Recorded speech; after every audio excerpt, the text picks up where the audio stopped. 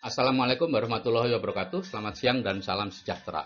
Bapak Ibu, siang ini saya akan menyampaikan keajaiban efek penggandaan yang oleh Albert Einstein dikatakan keajaiban dunia yang ke-8. Karena dengan cara inilah maka orang-orang di Amerika dulu menjadi kaya. Zaman dulu ada seorang pengrajin yang mempersembahkan sebuah catur pada kaisar. Kemudian dia dipanggil oleh kaisar dan ditanyakan mau minta apa. Dia minta sebutir beras ditaruh di kotak pertama, 2 butir di kotak yang kedua, 4 butir, 8 butir, dan seterusnya dikalikan 2 setiap kotaknya sampai memenuhi ke 64 kotak itu. Sang kaisar senang karena merasa mendapatkan catur dengan harga murah.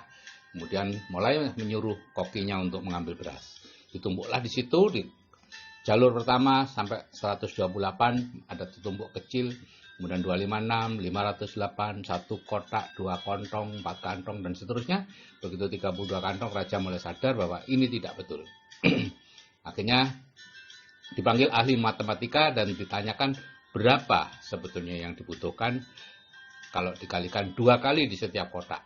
Untuk memenuhi 64 kotak dibutuhkan beras sebanyak 18 juta triliun butir beras. Itu adalah hasil beras di seluruh dunia dikalikan 10.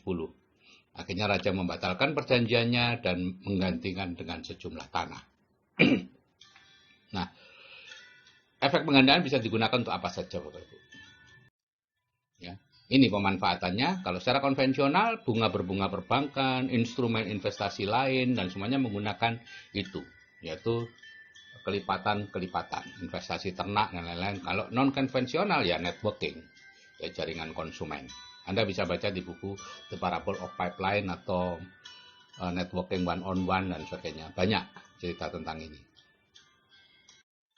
Nah, misalnya ini pemanfaatan efek penggandaan pada ternak. Ya, seekor sapi jantan muda seharga 10 sampai 12 juta, kalau dirawat 1 tahun akan berharga 2 kali lipat. Jika dirawat orang lain dengan paruh badi, kita akan mendapat keuntungan 50%. Jadi aset kita akan setiap tahunnya berkembang 150% atau naik 1,5 kali lipat. Nah, misalnya nih, Anda menabung 1 juta sebulan selama 10 tahun. Ya. Dan setiap tahun dapat 12 juta kan, kita belikan 1 ekor sapi bakalan. Maka ini yang akan terjadi, Bapak Ibu. Tahun pertama Anda punya 1 ekor sapi. Tahun kedua 1 ekor sapi jadi 1,5, ditambah 1 lagi yang Anda beli jadi 2,5, menjadi 3,75, tambah 1 4,75, bulatkan jadi 5. Tahun keempat jadi 8,5, 14, 22, tahun ke-7 34, 52, 79, tahun ke-10 118 ekor sapi. Anda hanya membeli 9 ekor sapi selama 10 tahun. Tapi sapi Anda menjadi 118. Atau kita bulatkan 100 ekor, dirawat 50 orang, oleh 50 orang, maka Anda seperti punya 50 pabrik atau 50 perusahaan kecil yang dirawat oleh ahlinya, ya, direktur ahli. Saya kalau menitipkan sapi, saya tidak pernah tanya-tanya dia bagaimana cara merawatnya, tidak pernah saya beritahu harus begini-begini, tidak, itu terserah dia, gitu ya, karena dia punya separuh dari sapi itu.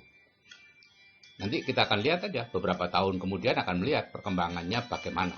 Ya. Nah, kalau kemudian tahun ke-11 dan seterusnya, Anda akan mendapatkan penghasilan pasif 50% kali 100 ekor sapi. Ya, misalnya mulai tahun ke-11 Anda sudah mulai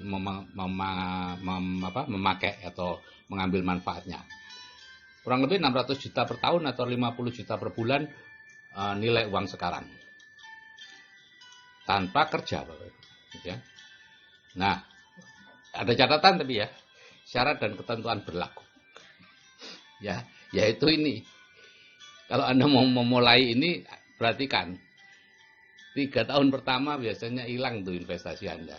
Dicuri orang, ketemu penipu, sakit, mati, nah, pokoknya apapun dilakukan oleh bawah sadar Anda untuk menghalangi Anda melakukan investasi terus. Ya. Itu memang normal seperti itu ya. Saya dulu juga waktu melatih pembantu saya di Villa Kebonan Lumajang berinvestasi ya seperti itu. Apa tuh dulu? Kambing pertamanya. Kambing ya separuh mati tuh. Dalam waktu 1,5 bulan separuh dari 10 ekor yang seharusnya yang dia peroleh dari gaji selama setahun mati. Tapi dengan dukungan dari saya bahwa itu normal dan lain-lain, maka dia terus. Biasanya orang setelah mengalami hal buruk akan berhenti untuk berinvestasi. Karena memang itulah tujuan bawah sadar Anda, yaitu supaya Anda berhenti berinvestasi dan terus bekerja keras mencari nafkah seumur hidup Anda. Nah, itu konvensional. Sekarang kalau networking atau jaringan konsumen, Anda join, kemudian Anda belanja, mengajak satu teman setiap bulan, mengajari mereka untuk juga mengajak satu teman setiap bulan. Ini yang akan terjadi, ya. 1 menjadi 2, 4, 8, ya, anggota grup Anda, ya. Mungkin ada yang tidak mengajak, lebih banyak yang tidak mengajak, tapi banyak juga yang mengajak lebih dari 1 atau lebih dari 2. Sehingga akhirnya pada bulan ke-12, Anda sendiri hanya mengajak 12 orang secara pribadi, ya, tadi perjanjiannya sebulan 1, ya, dan grup Anda menjadi 4096. Tentu kalau Anda ingin lebih cepat, ya tentu bukan sebulan 1, Ibu. Itu lebih. Kalau Anda masing-masing belanja 500.000 sebulan dalam grup, omset Anda sudah 2 miliar. Biasanya bonusnya 10%. Anda dapat 200 juta per bulan. Dan itu passive income terus-menerus karena mereka akan belanja terus di sebuah usaha networking yang baik. Nah, karena itu banyak sekali orang-orang yang menjalankan usaha networking berhasil dan bisa kaya. Tapi banyak juga yang Anda menolak itu, atau Anda ini menjalankan di awal-awal saja semangat, setelah itu enggak. Karena syaratnya ini, Anda harus tahan 3-4 bulan pertama bekerja serius belum mendapat uang. Anda tahan enggak? Kalau Anda tahan, Anda akan sukses. Kalau enggak, ya sudah, berhenti aja. Kerja lagi seumur hidup. Bapak Ibu, Jack Ma pada waktu membangun Alibaba tahun 94, itu 3 tahun pertama dia tidak mendapat uang sama sekali dari Alibaba. Ingat ya, bukan tidak mendapat untungnya, tidak mendapat uang. Karena dia memang tidak menarik uang dari orang-orang yang dibantu, pedagang-pedagang yang memasarkan lewat webnya itu. Tapi sekarang Jack Ma menjadi orang yang terkaya di Cina.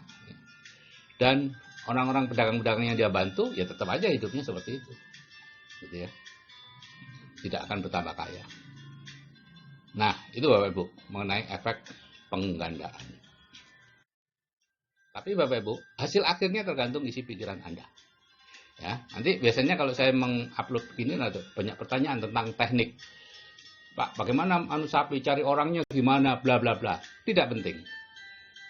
Apapun teknik yang Anda pikirkan, apapun cara yang Anda pikirkan, tidak penting. Karena itu tidak mempengaruhi hasil. Hasil dipengaruhi oleh bagaimana isi pikiran Anda. Apakah plafon rezeki Anda sudah naik? Atau masih segitu-gitu aja? Kalau Anda anggota BTD atau anggota program lanjutan atau CAA, apakah Anda sudah menyelesaikan programnya? Yaitu mendengarkan audio terapi bawah sadar 21 kali, 2 audio, kemudian hadir di seminar yang ditunjuk. Saya tidak jualan seminar karena saya juga peserta di seminar itu. Apa sudah selesai? Kalau belum, udah deh. Nggak usah macam-macam investasi dan lain-lain karena isi pikiran Anda belum mendukung. Hasilnya tergantung isi pikiran Anda.